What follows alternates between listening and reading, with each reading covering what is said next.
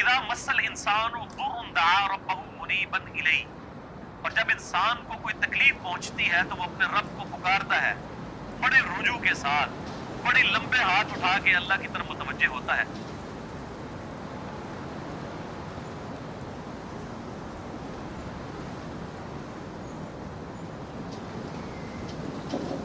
ثم اذا خولہ نعمتا منہ، جب ہم اسے اپنی طرف سے نعمت عطا کر دیتے ہیں، نسی من کان یدعو الیہ من قبل، تو وہ ایسا بھول جاتا ہے جیسا کہ اس نے کبھی ہمیں پکارا ہی نہیں تھا۔ یہی ہوتا ہے، یعنی دنیا میں لوگ اللہ کو پکارتے ہیں، اللہ تعالیٰ مصیبت پریشانی حل کر دیتا ہے، اس کے بعد وہ یا تو اور ہستیوں کی طرف اس تکلیف کو دور کرنے کو منسوخ کرنا شروع کر دیتے ہیں، یا وہ کہتے ہیں جی میری تو پلاننگ ہی بڑی چنگی تھی، دیکھو نا میں اس ٹائم بڑا منو سمجھ آ گئی سی کیا ہونا ہے تو میں کر لیا سی، تو انہوں اللہ نے بندہ جنی مرضی سمجھ آ جائے۔ اللہ کے سامنے تو اتنے فیکٹرز ہیں کہ کسی بھی انسان کو کسی بھی وقت وہ آنے واحد میں ہیرو سے زیرو اور زیرو سے ہیرو کر دے، اس کے لیے کوئی مسئلہ ہے؟ یعنی انسان کی ساری پلاننگز دھری رہتی ہیں، جیسا کہ مولا علی رضی اللہ تعالیٰ عنہ علیہ السلام کا قول ہے کہ میں نے اپنے ارادوں کے ٹوٹنے سے اپنے رب کو پہچانا ہے، ان میں پورا ارادہ کر لیتا ہوں، سارے کے سارے سرکمسٹانسز فیوریبل ہوتے ہیں میرے لیے، ڈن، اچانک پتہ ہی نہیں چلتا کہ یہ کیا ہو گیا، ایسا ہو جاتا ہے میرے بھائیوں۔ اور یہی چیزیں بیسیکلی اللہ تعالیٰ اپنا آپ انسان کو دکھاتا ہے کہ کوئی شخص اللہ تعالیٰ سے کبھی بھی آزاد نہیں ہو سکتا، حتیٰ کہ آپ دیکھ لیں سورۃ الکہف میں آیا کہ اے نبی علیہ السلام کبھی ایسا نہ ہو کہ آپ یہ ایک بات کہیں کہ میں کل یہ کام کروں گا اور آپ انشاءاللہ نہ کہیں، ایسا کبھی نہیں ہونا چاہیے، انشاءاللہ کے ساتھ کہنا ہے۔ اگر وقت کے پیغمبر کو یہ بات کی جا رہی ہے، ہمارے محبوب صلی اللہ علیہ وآلہ وسلم کو، کہ آپ نے کبھی مستقبل کے بارے میں انشاءاللہ کے بغیر بات نہیں کرنی، کبھی نہیں کرنا ہے میں کام کروں گا، مگر یہ کہ انشاءاللہ ماشاءاللہ کے ساتھ، کیونکہ انسان تو صرف ان فیکٹرز کو دیکھ رہا ہوتا ہے نا جو آپ کے سامنے۔ ہم نے کئی بار چیزیں دیکھی ہیں، ہر فیکٹر کاؤنٹر کرتے ہیں، میرے جیسا تو وہمی بندہ کوئی شاید چھوڑتا ہی نہیں ہے، پھر بھی کچھ کوئی نہ کوئی پاک نکل آتی ہے، کیوں نکل آتی ہے؟ انسان کبھی آزاد نہیں ہوتا اللہ سے، اس کی تقدیر سے کبھی آزاد نہیں ہو سکتا۔ اسی لیے الحمدللہ عرصہ دراز سے ہم اپنی پوری ایفرٹ کر کے اس کے بعد اللہ پر ہی توقع رکھتے ہیں، اور میں یعنی جتنا اپنے دنیاوی معاملات میں یا دین کے کام میں ریسورسز کو مینج کرنے میں وہمی ہوں نا، اس سے زیادہ میں الحمدللہ عرصہ دراز سے اللہ کے بارے میں وہمی ہوں کہ جب میں سب کچھ کر لیتا ہوں نا، اور مجھے سب سے زیادہ جس چیز کی ٹینشن ہوتی ہے نا وہ اللہ کی ہوتی ہے کہ اللہ تعالیٰ کو رکاوٹ نہ ڈال دیں، اللہ کی طرف متوجہ رہتا ہوں ہر معاملے میں۔ اور اس کا میں نے پھر پازیٹیو رزلٹ دیکھا ہے کہ میرے بگڑے ہوئے کام جس میں میں نے کئی چیزیں اوور لک کی ہوئی ہوتی ہیں وہ پھر اللہ نے سنبھالی ہوتی ہیں، وہ خود بخود ریزالو ہونی شروع ہو جاتی ہیں، پتہ ہی نہیں چلتا کہ کہاں سے اللہ تعالیٰ معاملات کو سیدھا کرتا ہے۔ وَمَن يَتَّقِ اللَّهَ يَجْعَلْ لَهُ مَخْرَجًا وَيَرْزُقْهُ مِنْ حَيْثُ لَا يَحْتَسِبُ، یہ قرآن کی آیت ہے سورہ طلاق کی، جو کوئی اللہ پر تقوی اختیار کرے گا ہم اس کو وہاں سے رزق دیں گے کہ اسے گمان بھی نہیں ہوگا۔ ان اللہ بالغ امری، اللہ تعالیٰ اپنے کاموں کو پورا کر کے رہتا ہے، اللہ نے جو ارادہ کر لیا ہے نا، جس کام کو بلوغت تک لے کے جانے کا وہ اس نے کر، لیکن قد جعل اللہ لکل شیء قدرا، لیکن ہر چیز کے لیے اللہ نے ایک اندازہ مقرر کر رکھا، یعنی جب وہ وقت آئے گا نا تبھی وہ معاملات ہوں گے، اس سے پہلے نہیں ہو سکتے، آپ جتنا مرضی ٹیل لگا لیں، جس چیز کا جو وقت ہے وہ اسی وقت پہ ہونا۔ تو اللہ تعالیٰ فرماتا ہے کہ یہ جب ہم ان کو عطا کر دیتے ہیں پھر یہ فوراً اللہ کو بھول جاتے ہیں۔ وہ میں اگلے دن وہ قاسم علی شاہ صاحب کی ایک ویڈیو دیکھ رہا تھا، انہوں نے بڑی اچھی بات کی باسم علی واسف صاحب کے حوالے سے۔ وہ کہہ رہے تھے کہ وہ بتا رہے تھے کہ اللہ کی طرف آپ کی توجہ اور توکل کا لیول کیا ہونا چاہیے۔ ایک تو وہ توکل ہے جو ہمیں واعظین کی تقریروں میں نظر آتا ہے، ان کی کتابوں میں نظر آتا ہے، پریکٹیکلی وہ 1% اللہ پہ توکل نہیں کرنے والے ہوتے۔ اگر اللہ پہ توکل ہو تو وہ اپنے چاہنے والوں اور مریدین سے چندے اکٹھے نہ کر رہے ہوں اور ایک ایک چیز کی ٹینشن کر رہے ہوں، تو وہ ایسے معاملات نہیں ہوتے۔ وہ میرے ایک دوست ہیں، یہ واقعہ آپ نے یاد رکھا ہے، میں دوبارہ آپ کو قاسم علی شاہ صاحب والا بعد میں سناتا ہوں کہ مجھے ایک اور واقعہ یاد ہے۔ میرے ایک دوست ہیں تو وہ کہتے ہیں کہ میرے ساتھ ایک پیر صاحب کے بیٹے جو ہے نا وہ کالج میں پڑھتے تھے، تو وہاں پہ کافی وہ عرس وغیرہ لگتا تھا، بڑے دور دراز سے لوگ آتے تھے۔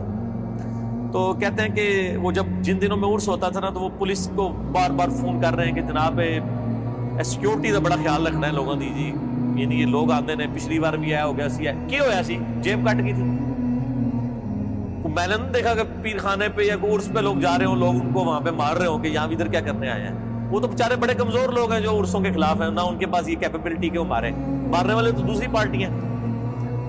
تو کہتا ہے میں نے اس کو کہا یار تم اتنی ٹینشن کیوں لیتے ہو، مطلب جو آ رہا ہے اس کو کہنا ہے جی اللہ تو بندے ہوئے جیبا کٹ جائیں گے سانو کے دیں گے تھے آگے.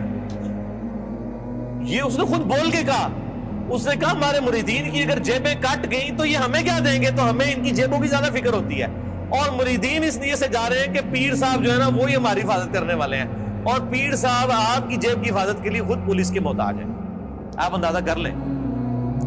اور وہ قاسم علی شاہ صاحب کہنے لگے کہ وہ واصف علی واصف صاحب ایک مجلس میں فرما رہے تھے کہ اللہ کے بندوں میں اور دنیا داروں میں کیا فرق ہوتا ہے. وہ کہتے ہیں اللہ کے بندے جو ہوتے ہیں نا ان کو کوئی اگر پتھر بھی مار دیتا ہے نا آ کے تو ان کو پتھر مارنے پر بھی غصہ نہیں آتا، وہ اوپر دیکھ کہتے ہیں یا اللہ خیر ہے، وہ غلطی ہوگی. کیوں؟ یہ حقیقت بات ہے کہ فاعل حقیقی اللہ ہے. یہ ذہن میں رکھیے گا. آپ کو جو مخلوق کی طرف سے تکلیف بھی پہنچتی ہے نا اس کا فاعل حقیقی بھی اللہ ہے، کیونکہ جو ہزاروں تکلیف کے درمیان ہرڈل بنا ہوا ہے اسی نے اجازت دی ہے نا کہ چلو ایک چونڈی انہوں وڈ لے جائے، کیونکہ ہزاروں تکلیفیں تو اس نے آلریڈی بلاک کی ہوئی ہیں. ہمیں تو پتہ ہی نہیں کہ کہاں سے. آپ نے اگر یہ چیز دیکھنی ہے تو آپ حیران ہوں گے کہ چھوٹے بچوں کا بڑا ہو جانا یہ معجزے سے کم نہیں ہے. بچے جس طرح اندھوں کی طرح بھاگتے ہیں، ایک کن پٹی پہ صرف ایک جو ہے کارنر لگنے کی مار ہے نا بچے کی ڈیتھ، بڑا بندہ مر جاتا ہے. کس طرح بستروں سے گرتے ہیں، جا کے کبھی کہیں گرتے ہیں، سیڑھیوں سے نیچے گر جاتے ہیں، کہیں جا کے لگتے ہیں، کبھی کچھ ٹوٹ جاتا ہے، کبھی ادھر آ کے بندہ کہتا ہے اوہ شکر ہے جی بس نیڑے ہی بچا ہے. اور اللہ سے بچو، اللہ نے بچایا ہوتا ہے، ہمیشہ ہی بچ جاتا ہے بندہ.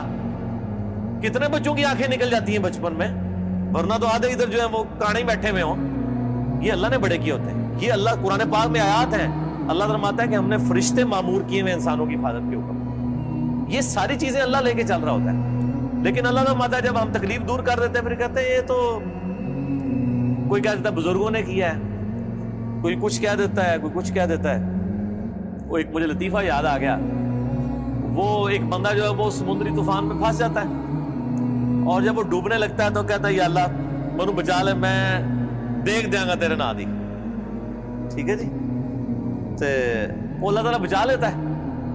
تو وہ پھر کنارے آ کے کہتا ہے جی، وہ تو پھر ظاہر ہے اس نے مکر ہی جانا ہوتا ہے جو اللہ تعالیٰ آتا ہے کہ جب ہم ان کی تکلیف دور کرتے ہیں پھر یہ بھول جاتے ہیں ہمیں. تو کنارے پہ پہنچ کے کہتا ہے کیڑی دیکھ، کوئی دیکھ شیک نہیں ہو. تو وہ پھر ایک اور ہچکولا اس کو آتا ہے تو پھر وہ سمندر میں کہتا ہے نہیں یا اللہ میں پوچھ رہا تھا مٹی کے لوڑی.